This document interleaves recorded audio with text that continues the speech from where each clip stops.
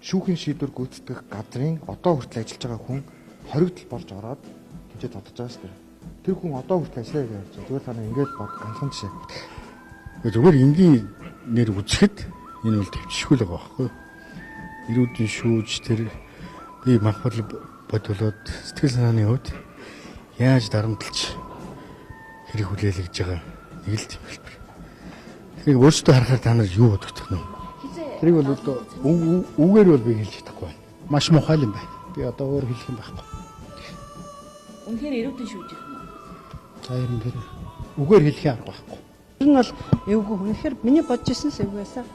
Тэр бол зүгээр үзэгт бол нэлээд юм бас Монголд ийм нөхцөл байдгийн болов уу гэж бодмоор гайхмаар нарааж өгөөл гэж бодмоор сэтгэл одоо бас шимшрийн нүд одоо халтан тийм л одоо бичлэг байна. Үнэхээр Монголын хууль хяналтын байгууллагад энэ одоо түүхэнд хард тол болох том юм зүйл болсон байна.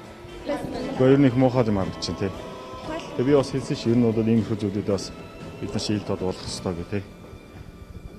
Харгас хэцгийн эрдэнэ шүүх ажлыг зохион байгуулсан, хийсэн, эсвэл энийг хөхүүлэн дэмжсэн, эсвэл зогсоож явах хэрэгтэй хүмүүс нь, хянжих хэрэгтэй хүмүүс нь хяналт тавиаг энэ хүмүүст хуулийн дагуу хамгийн хатуу шийтгэл хүртэх ёстой.